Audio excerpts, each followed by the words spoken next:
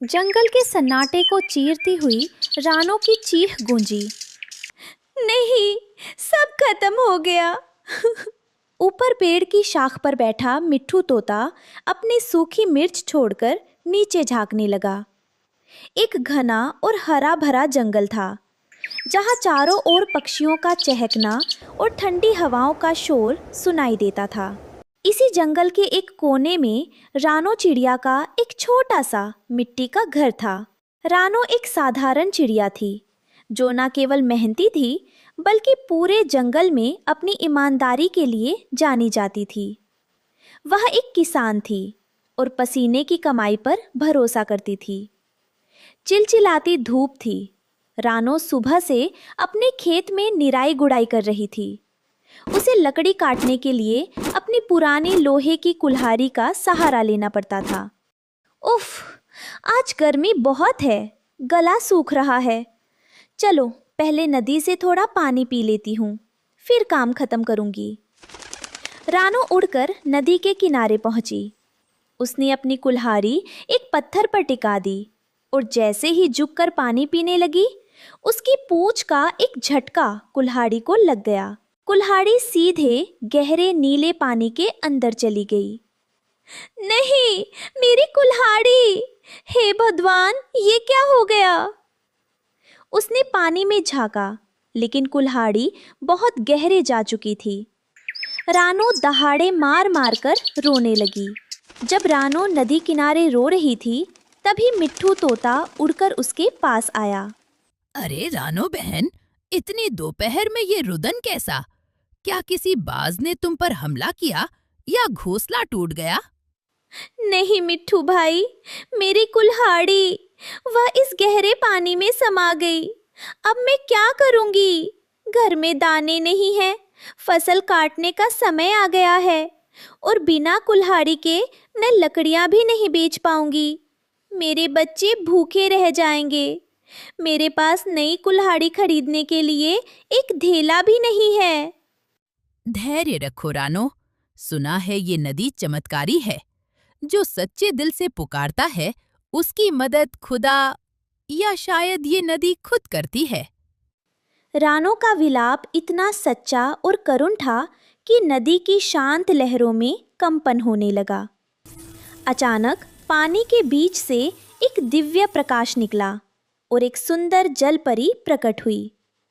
उसके बाल मोतियों से सजे थे और उसकी आवाज में शहद सी मिठास थी। नन्ही रानो, रोना बंद करो। तुम्हारी आंखों के आंसू इस पवित्र नदी को दुखी कर रहे हैं। मुझे बताओ, तुम्हें क्या कष्ट है? परी माँ, मैं एक गरीब किसान हूँ। मेरी कुल्हाड़ी पानी में गिर गई। वही मेरा एकमात्र सहारा थी। अब मैं पूरी तरह असहाय हूँ। धैर्य रखो रानो, तुम्हारी मेहनत का फल कभी बेकार नहीं जाएगा। मैं तुम्हारी मदद करूंगी। जलपरी ने आंखें बंद की और पानी में एक डुबकी लगाई। जब वो बाहर आई तो उसके हाथ में एक चमकती हुई सोने की कुल्हाड़ी थी, जिसकी चमक से पूरी नदी जगमगा उठी। ये लो रानो, क्या यही है तुम्हारी कुल्हाड़ी? इसे लो और खुश हो जाओ। नहीं नहीं परी माँ, ये सुंदर तो बहुत है, लेकिन ये मेरी नहीं है। ये तो सोने की है। मेरी कुल्हाड़ी तो लोहे की थी, जिस पर थोड़ी जंग भी लगी थी। जलपरी मुस्कुराई। उसने फिर से डुबकी लगाई और इस बार एक चांदी की कुल्हाड़ी लेकर आई। शायद ये तुम्हारी हो। इसकी धार देखो कितनी तेज है। क्षमा करे परी माँ, लेकिन ये भी मेरी नहीं है। मैं दूसरों की चीजों पर हक नहीं जमा सकती। मुझे बस मेरी पुरानी कुल्हाड़ी लौटा दीजिए। जलपरी रानो के त्याग को देखकर दंग रह गई। तीसरी बार जब वो पानी से निकली तो उसके हाथ में वही पुरानी लोहे की कुल्हाड़ी थी। हाँ, यही है, यही मेरी प्यारी कुल्हाड़ी है। आपका लाख लाख शुक्रिया परी माँ। ठहरो रानो, आज के युग में ऐसी ईमानदारी दुर्लभ है। तुमने लालच को हराकर सत्य को चुना है, इसलिए मैं तुम्हें तुम्हारी कुल्हाड़ी के साथ साथ ये सोने और चांदी की कुल्हाड़ियाँ भी इनाम में देती हूँ। तुम्हारी गरीबी के दिन अब खत्म हुए। वाह रानो, तुम्हारी ईमानदारी ने तो कमाल कर दिया। सच ही कहा गया है कि नेक नियत का फल मीठा होता है। अब तुम आराम से खेती करना, अब तुम्हें गरीबी का डर नहीं। ये सारा दृश्य पास के बरगद के पेड़ पर बैठा कालू कौवा देख रहा था। उसकी आंखों में चमक आ गई, पर वो खुशी की नहीं बल्कि लालच की चमक थी। अरे वाह, ये रानो तो बड़ी बेवकूफ निकली।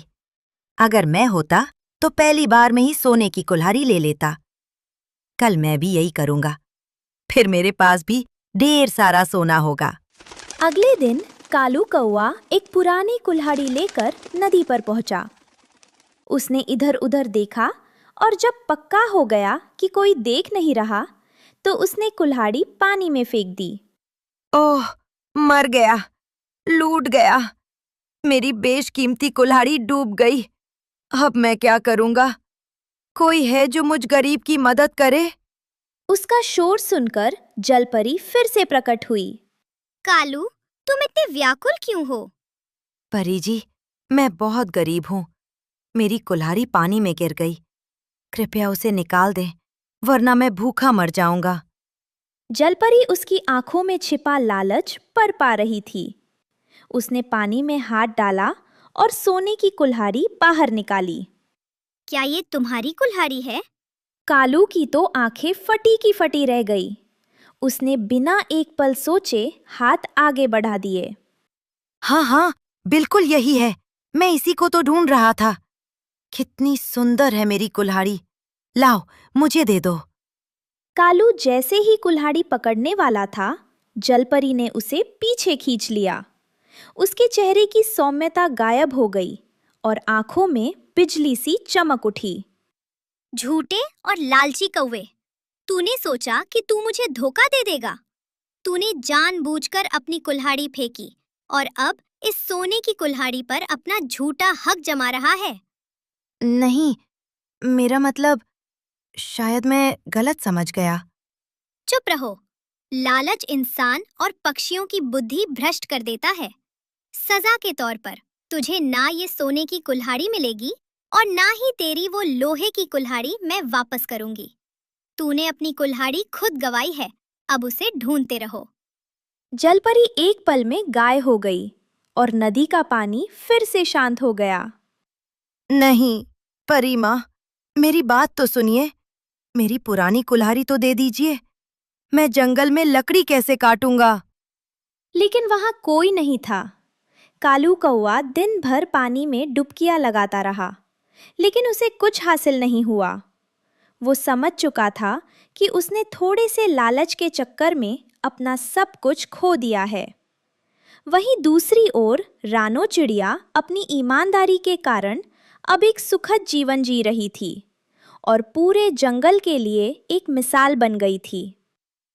इस कहानी से हमें सीख मिलती है कि ईमानदारी का फल हमेशा मीठा होता है, जबकि लालच केवल विनाश और पछतावा लेकर आता है।